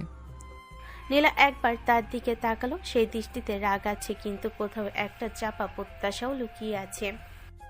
যেদিন দাঁড়াবে সেদিন কথা বলবো, এখন সরে দাঁড়াও, আমার কাজ আছে। সে ঘুরে আবার নিজের কেবিনের দিকে চলে গেল। অভ্র করিডোরে দাঁড়িয়ে রইল। চোখে এবার দুষ্টু হাসি নেই, আছে এক ধরনের চ্যালেঞ্জার আগুন। থানার করিডোরে তখন বিকেলের আলো ঢুকে পড়েছে। অফিসাররা নিজেদের কাজে ব্যস্ত, কিন্তু বাতাসে এখনো চাপা টান। নীলা নিজের কেবিনের সামনে দাঁড়িয়ে কিছু নির্দেশ দিচ্ছিল। ঠিক তখনই তার চোখে পড়ল অভ্র একপাশে সরে গিয়ে ফোন কানে দিয়ে কথা বলছে। তার ভঙ্গিটা অদ্ভুত গম্ভীর, আর সেই চেনা হালকা দুষ্টু হাসিটা নেই। নীলা দূর থেকে তাকিয়ে রইল। অভ্র নিচু কিন্তু দৃঢ় কণ্ঠে বলছে, জি স্যার, নিশ্চিত খবর। বুঝেছি, এমপি নীলা ম্যামকে ফাঁদে ফেলতে ষড়যন্ত্র করছে। ঠিক আছে, যারা যারা এই কাজে সাহায্য করছে সবাইকে নজরে রাখুন। প্রয়োজন হলে থানায় ঢুকিয়ে দিন, প্রমাণসহ কাজ হবে। তার গলায় এমন কৃতিত্ব যেন সে আদেশ দিতে অভ্যস্ত। অভ্র আবার বলল, না ম্যাম, কিছু জানবে না এখনই। না ম্যাম, কিছু জানবে না এখনই, সময় হলে জানানো হবে। আগে ওনার নিরাপত্তা নিশ্চিত করুন। ফোন কেটে দিল। দূরে দাঁড়িয়ে থাকা নীলা শুধু দেখছে অভ্র কথা বলছে, কিন্তু কি কথা বলছে সে জানে না। তার মনে হালকা প্রশ্ন জাগলো, এত গম্ভীর ভাবে কার সাথে কথা বলছে? অভ্র ফোন পকেটে রেখে আবার আগের মতো স্বাভাবিক ভঙ্গিতে হাঁটতে শুরু করলো। মুখে আবার সে হালকা হাসি, কিন্তু চোখে চোখে এক অদ্ভুত গভীরতা। নীলা ধীরে এগিয়ে এলো। কার সাথে কথা বলছিলে? এমনি একটা পুরনো বন্ধুর সাথে। থানার সামনে দাঁড়িয়ে এত গম্ভীর ভাবে বন্ধুর সাথে কথা বলতে হয়? সবাইকে সবকিছু জানাতে হয় না ম্যাডাম। কথাটা বলে সে সামনে হাঁটতে লাগলো। নীলা স্থির দাঁড়িয়ে রইল। আজ প্রথমবার তার মনে হলো এই ছেলেটা কি সত্যি শুধু বেকার জুনিয়র, নাকি তার পিছনে কিছু লুকানো আছে।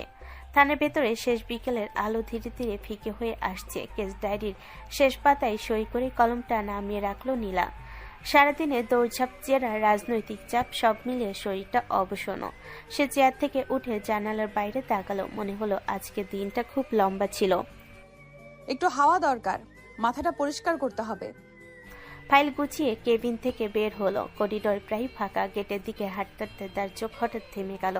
থানার বাইরে রাস্তার পাশে অভ্র তার বাইকে হেলান দিয়ে দাঁড়িয়ে আছে। দুহাত বুকের সামনে ভাঁজ করা, মাথা সামান্য নিচু, যেন অনেকক্ষণ ধরেই অপেক্ষা করছে। নীলা থেমে গেল। তুমি এখনো যাওনি? বলেছিলাম না আজ আপনাকে একা ছাড়বো না। এখন আবার কি নতুন নাটক? চলুন ম্যাডাম। কোথায়? থানার বাইরে দুনিয়াটা কেমন আছে সেটা দেখাতে। ঠিক আছে, কিন্তু বেশিক্ষণ না।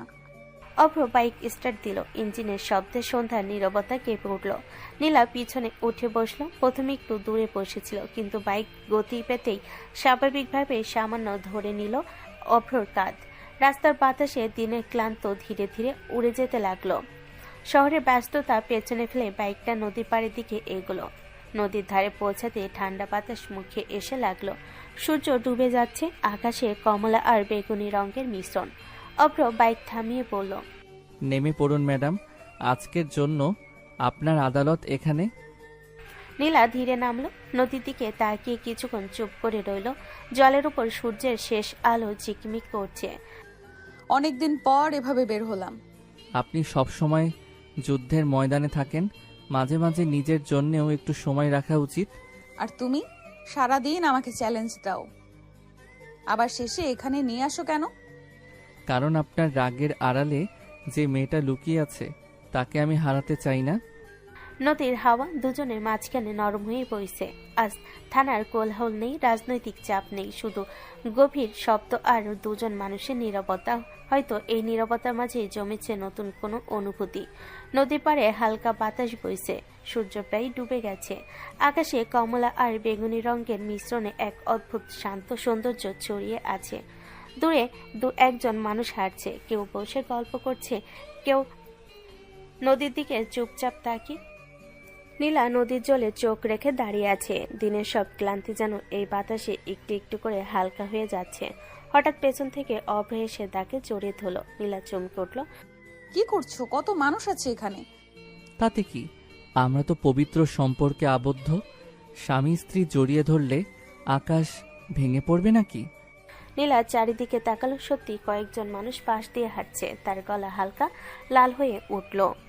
ছাড়ো, সবাই দেখছে। দেখুক, আমার বউকে জড়িয়ে ধরেছি, অপরাধ করিনি। নীলা এবার সত্যি লজ্জা পেয়ে গেল। তার কঠোর পুলিশি চেহারার আড়ালে যেন একেবারে অন্য এক মেয়ের মুখ ফুটে উঠল। তুমি একদম বদলাবে না অব্র। বদলালে তো আপনি চিনতেই পারতেন না। চলুন ম্যাডাম, একটু হাঁটি।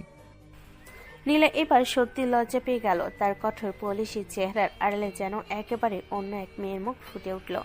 নীলা একটু ইতস্তত করলো, শেষ পর্যন্ত তার হাত ধরল। দুজন পাশাপাশি হাঁটতে লাগলো নদীর ধারে পথ ধরে। কিছু দূর যেতে রাস্তার পাশে ফুচকার দোকান, টক মিষ্টি পানির গন্ধ ভেসে আসছে। অব্র হঠাৎ থেমে বলল, ফুচকা খাবেন? এখন? হ্যাঁ, এখনই।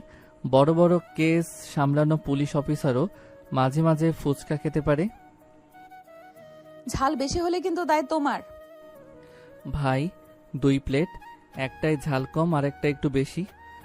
তুমি ধরে নিয়েছো কোনটা কার? আপনার কম ঝাল, বাইরে আগুন ভেতরে নরম।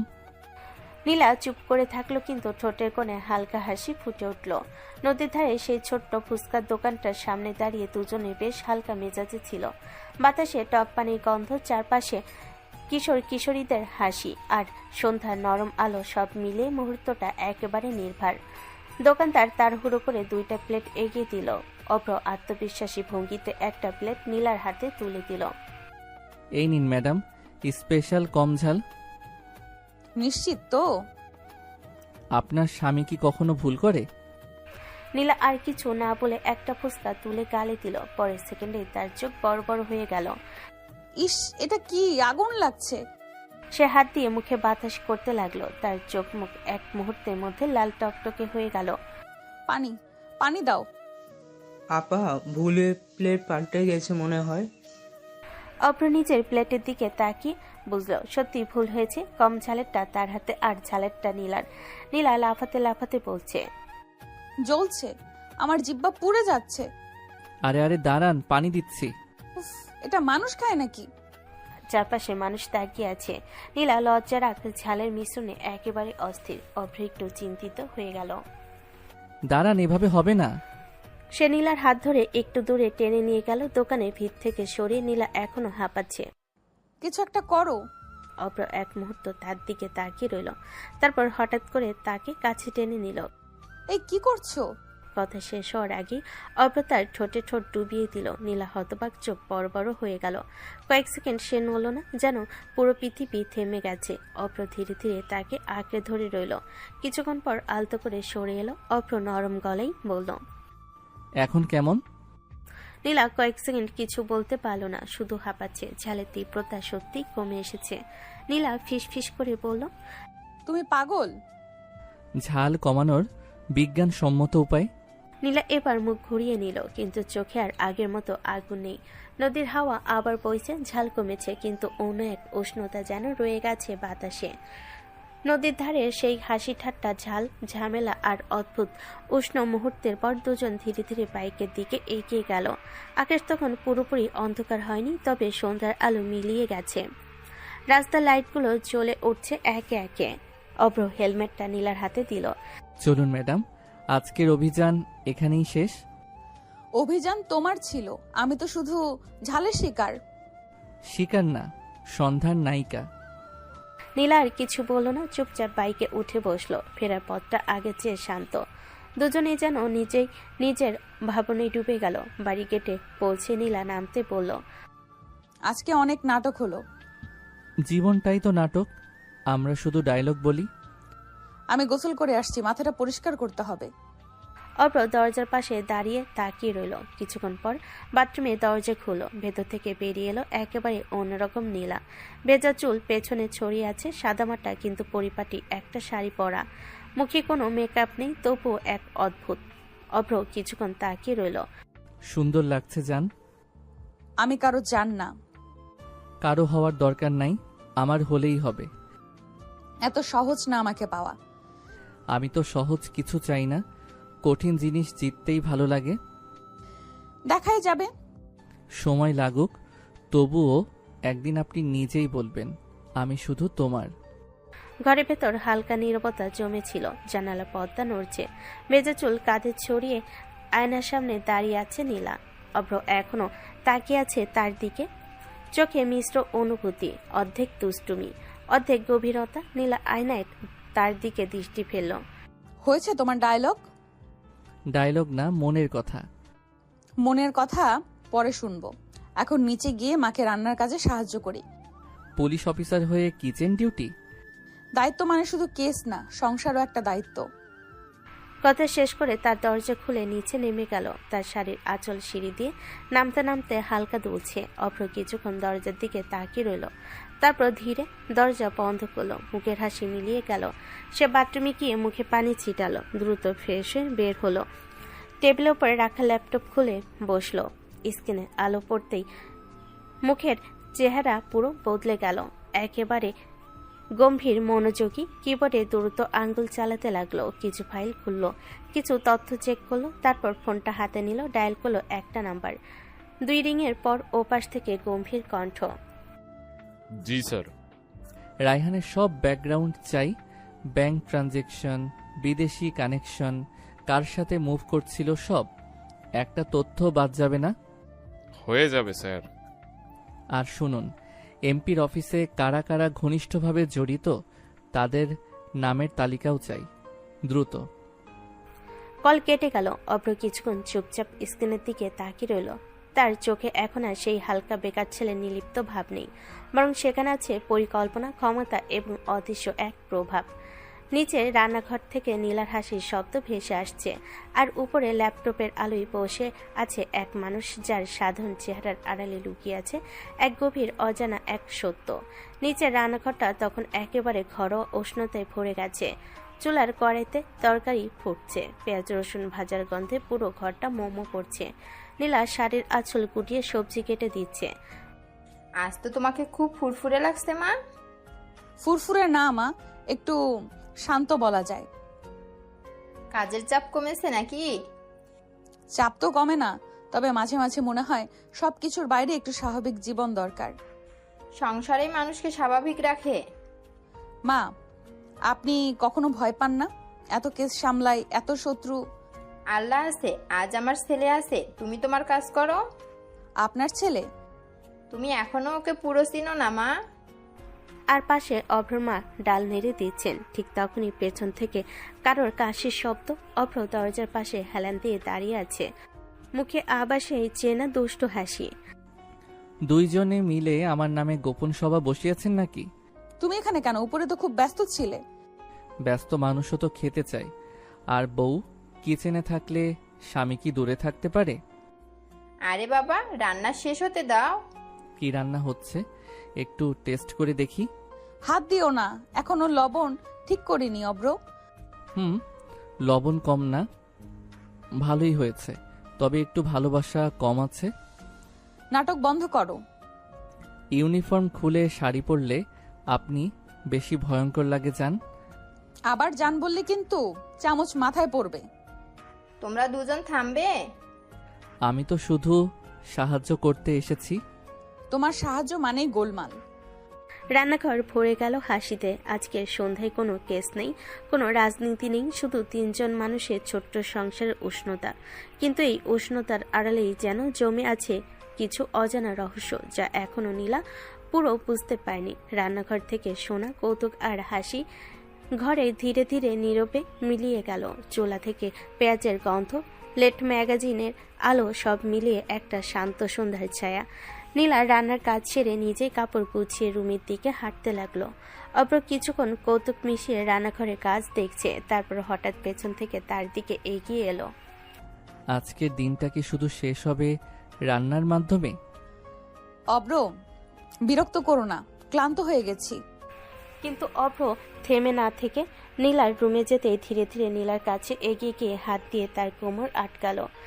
না বৌজান, আজকের ক্লান্তি মুছে দেবার সময় এসেছে। অব্র, কি করছো? কথা শেষ হতেই সে ধীরে নীলার গলায় মুখ ডুবিয়ে কিস করতে লাগলো।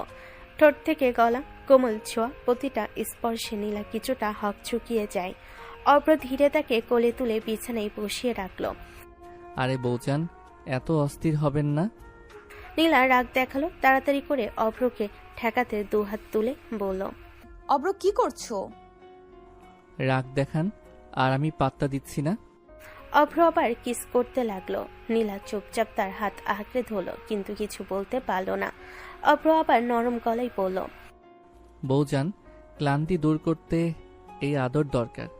আপনি মেনে নিন বা না নিন, আমি থামবো না। নীলা চোখ বুজে নিজের রাগ ধরে রাখার চেষ্টা করলো, কিন্তু অভ্র ধীরে ধীরে ঠোঁট ডুবিয়ে সব অস্বস্তি কমিয়ে দিচ্ছে। রুমে হালকা বাতাস বইছে, রাতের আলো ভেসে আসছে জানালা দিয়ে। অভ্র তার সবকিছু মিলিয়ে নীলা শিথিল করতে লাগলো।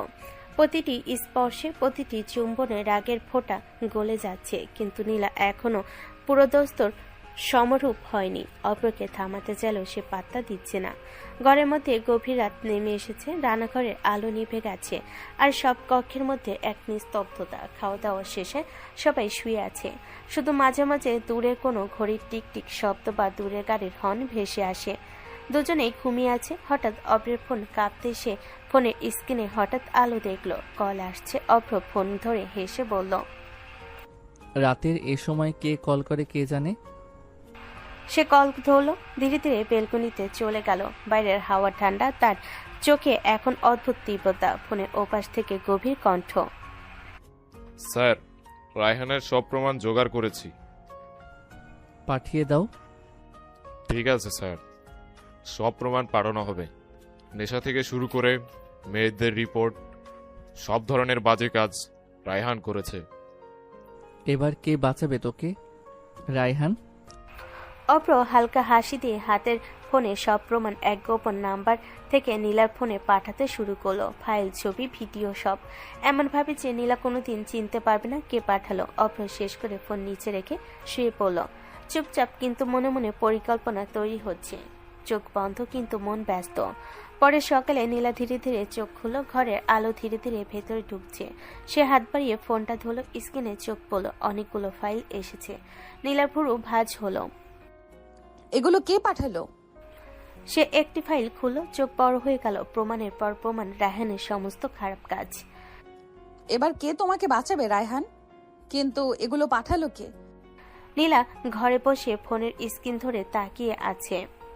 চোখের দিকে লেগে থাকা আলো এবং প্রমাণের ফাইলগুলোকে এক একে দেখছে। রায়হানের সব বাজে কর্মকাণ্ড, নেশা, মেয়েদের রিপোর্ট, প্রতিটি কেলেঙ্কারি, সবকিছু স্পষ্টভাবে সামনে। হঠাৎ সে গভীর নিঃশ্বাস নিয়ে অভ্রকে ডেকে বলল, অব্র, 1 মিনিট দেখো তো, কে যেন রায়হানের সব অপকর্মের প্রমাণ পাঠিয়েছে। অভ্র ঘুম ঘুম ভাব নিয়ে তাকালো, মুখ এমন ভান করলো, বিস্ময়িত মুখে বলল, সত্যি? হয়তো আপনার কোনো শুভাকাঙ্ক্ষী বা ভালোবাসার কেউ পাঠিয়েছে। শুভাকাঙ্ক্ষীরা ভালোবাসার কেউ? আমার তো এমন কেউ নেই, তবে যে পাঠিয়েছে তার প্রতি সারা জীবন কৃতজ্ঞ থাকব। জান, সেই লোকটা তো আমি। কিন্তু অভ্র মুখে কিছু বলল না। তার চোখে দুষ্টু চাহনি এবং ধীরে ধীরে একটা পরিকল্পনা ভেসে আসে। এবার একটু আদর করেন না বৌজান। এখন সময় নেই অব্র, অফিসে কেস আছে। নীলা ওয়াশরুমে গিয়ে ফ্রেশ হয়ে ইউনিফর্ম পরে বের হলো। অভ্র তাকিয়ে রইল নীলার দিকে, বলল, চলি, কাজ আছে। যান যান, পুলিশ বউ বিয়ে করে আছি বিপদে, রোমান্সের বদলে শাসন শুনতে হয়। নীলা কোনো উত্তর না দিয়ে বের হয়ে গেল। অভ্র কিছুক্ষণ দাঁড়িয়ে দরজার দিকে তাকিয়েছিল, তারপর ধীরে ধীরে ল্যাপটপের দিকে ফিরে গেল। ঘরের মধ্যে এখন অদ্ভুত নীরবতা। বাইরে সকাল হালকা আলো ফেলছে। অভ্রের চোখে আবার সেই গভীর গোপন পরিকল্পনার চেতনা। নীরব ঘরের মধ্যে যেন সময় থেমে আছে, কিন্তু আকাশে নতুন দিনের আলো এসে ছুঁয়ে দিচ্ছে কিছু অদৃশ্য উত্তেজনা। নীলা ইউনিফর্মে সেজে থানে রাস্তা ধরে এগুচ্ছে। বাতাসে নতুন দিনের হালকা হাওয়া, কিন্তু তার চোখে অদ্ভুত এক তীব্রতা, একটা মিশ্রণ, রাগ, দায়িত্ব এবং বিচার পরায়ণতার নথিপত্র আর ফোনের স্ক্রিন থেকে প্রাপ্ত সব প্রমাণ সে ব্যাগে গেঁথে নিয়েছে। চোখে অদ্ভুত ঝলক, যেন আজ রায়হানকে শেষবারের মতো বিচার করার জন্য প্রস্তুতি নিচ্ছে। থানার গেটে প্রবেশ করতেই অফিসাররা তাকে স্বাগত জানালো। অভ্র কিছুটা দূরে দাঁড়িয়ে আছে, কিন্তু দূর থেকে দেখছে নীলা কতটা দৃঢ় এবং ফোকাসড। নীলা কোর্টরুমের মতো অফিসে ঢুকে পড়ল। অফিসার সাহেব, রায়হানের বিরুদ্ধে সব প্রমাণ এখানে। এই প্রমাণের আলোকে দ্রুত ব্যবস্থা নেওয়া হোক। কর্মকর্তারা নথি খতিয়ে দেখতে শুরু করলো। নীলা ধীরে ধীরে তার চোখে আগুন নিয়ে পড়ল। আইন অনুযায়ী যে কোনোভাবে কেউ অপরাধ করেছে তাকে ছাড় দেওয়া হবে না। রায়হান প্রমাণের বাইরে যেতে পারবে না। এদিকে এমপি খবর পেয়ে থানায় এলো, মুখ লাল, চোখে আগুন ভরা। তিনি রেগে গর্জে উঠে বলল, কি হচ্ছে? আমি বললাম আমার ছেলে নির্দোষ, তুমি কিভাবে এই প্রমাণ দিয়ে তাকে ফাঁদে ফেলছ? প্রমাণ যদি ঠিক থাকে তাহলে আইন অনুযায়ী ব্যবস্থা হবে। আপনার ছেলে যদি সত্যিই নির্দোষ প্রমাণ দেখিয়ে ছেড়ে দেওয়া হবে। আপনার ছেলে যদি সত্যিই নির্দোষ প্রমাণ হয়, প্রমাণ দেখিয়ে ছেড়ে দেওয়া হবে আগে না, নয়তো আইনের চোখে সামনে সব শাস্তি অব্যাহত থাকবে। এমপি রেগে রেগে তোলপাড় করছে, চিৎকার করছে, কিন্তু নীলা একদম অটল। এই শহরের আইনবাহী মানুষ হিসেবে আমি দায়িত্ব পালন করেছি। আপনার রাগ আইনকে পরিবর্তন করতে পারবে না। কর্মকর্তারা অবাক হয়ে দেখছে এমপি ক্রমশ হালকা হয়ে আসছে, কিন্তু রাগে তার আগুন এখনো ঝলমল করছে। নীলা ঠান্ডা কিন্তু ভিতরে আগুন নিয়ে বলল, আপনার ছেলে আইন অনুযায়ী বিচার পাবেই, ক্ষমতা দিয়ে পার পাবে না। রায়হান থরথর করে কাঁপছে। প্রতিটির প্রমাণের সামনে সে অন্ধ হয়ে গেছে। থানার কক্ষে সব প্রমাণ খতিয়ে দেখা হলো। রায়হানের কেলেঙ্কারি, নেশা, মেয়েদের প্রতি অবহেলা এবং প্রতিটি বাজে কর্মকাণ্ড সবই স্পষ্ট। আদালত ও থানার কর্মকর্তা একসঙ্গে নিশ্চিত হলো যে কোনোভাবে রায়হানকে ছাড় দেওয়া সম্ভব নয়। নীলা তার চেয়ারে বসে সবকিছু নজর রাখছে, চোখে অদ্ভুত তীব্রতা, মুখে কঠিন এক অঙ্গীকার, আইন মেনেই বিচার। কর্মকর্তা নীরবভাবে নথি যাচাই করছে, এখনো কলম দিয়ে নোট নিচ্ছে, কখনো হাতে কলমে প্রমাণ গুছাচ্ছে। অভ্র কিছুক্ষণ আগে এসেছে। অভ্র দূরে দাঁড়িয়ে দেখছে, মুখে মৃদু হাসি, মনে মনে বলছে, জান, তোমার সাহস সত্যিই অসাধারণ। রায়হানকে সকল অপরাধের জন্য যাবজ্জীবন কারাদণ্ড দেয়া হলো।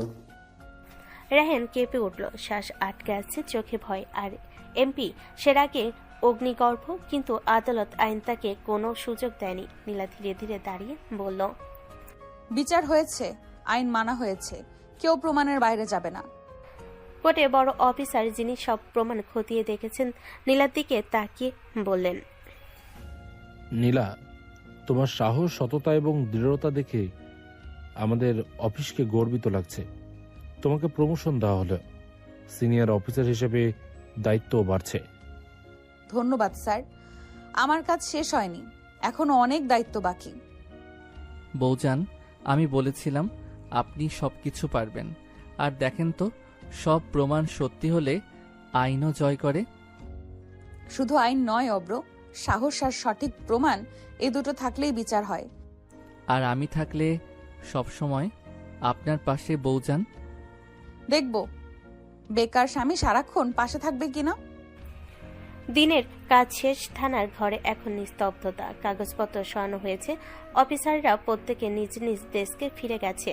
দুপুর থেকে সন্ধ্যার ব্যস্ততা শেষে নীলা এবার অফিসের বাইরে। অভ্র তার দিকে এগিয়ে আসলো, চোখে দুষ্ট হাসি। বৌজান, চলুন বাড়ি যাই, আজ তো ডিউটি শেষ। নীলা বাইকের দিকে এগোলো, হেলমেট পরলো এবং ধীরে ধীরে বসলো। অভ্র তার পাশে বসলো, বাইকের হ্যান্ডেল ধরে বসলো। নীলা ধীরে ধীরে বলল, অব্র, এই সব প্রমাণ কে পাঠালো সেটা বুঝতে পারছি না, পরিচয় লুকিয়েছিল। জান, এই কাজটা তো আমি করেছি, কিন্তু আপনি জানতে পারবেন না। অভ্র হেলমেট ঠিক করে ধরে বাইক স্টার্ট করলো। অভ্র তখনই ধীরে ধীরে নরম ভঙ্গিতে বলল, তবে আপনি আজ খুব মনোযোগী ছিলেন। অফিসের কাজ শেষ, এখন ব্যক্তিগত সময়। ব্যক্তিগত সময়? তাহলে একটু রোমান্টিক দুষ্টামি করা যাক। দুষ্টুমি? অফিস শেষ হয়ে গেছে, এখন বাইকের উপর দুষ্টুমি? হ্যাঁ বৌজান, বাইকের উপর দুষ্টুমি আর রোম্যান্স দুটোই সম্ভব। নীলা হালকা হেসে হেলমেটের ভেতরে মুখ ঢাকা দিল। বাইক রোড ধরে এগোতে লাগলো। সন্ধ্যার আলো ব্যস্ত শহরকে নরম করে দিয়েছে।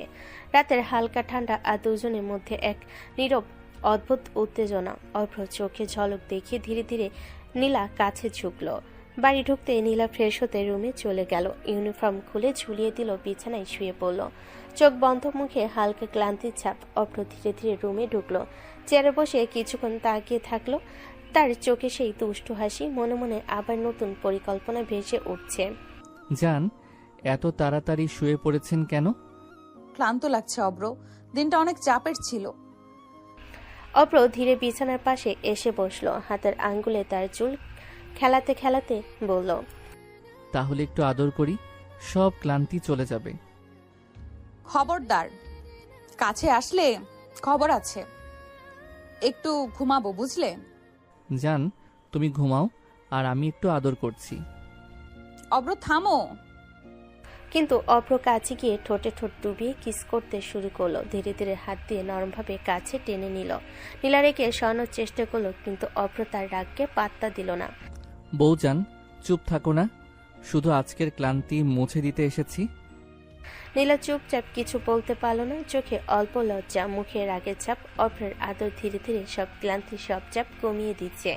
কিন্তু নীলা এখনো পুরোপুরি নিজের রাগ মুছে দিতে পারল না। নীলা রান্নাঘর থেকে খাবার টেবিলে বসলো। গরম ভাতের ভাপ আর মশলার সুগন্ধ ঘরে ছড়িয়ে পড়েছে। অভ্র পাশে বসে খেতে শুরু করলো। দুজনের মধ্যে হালকা হাসি, ছোট ছোট কথা আর দুষ্টামি, সব মিলিয়ে শান্ত এক রাতের আনন্দ। কিছুক্ষণ পরেই নীলার ফোনে হঠাৎ সিগন্যাল এলো। থানার কল। সে রিসিভ করে সব শুনলো।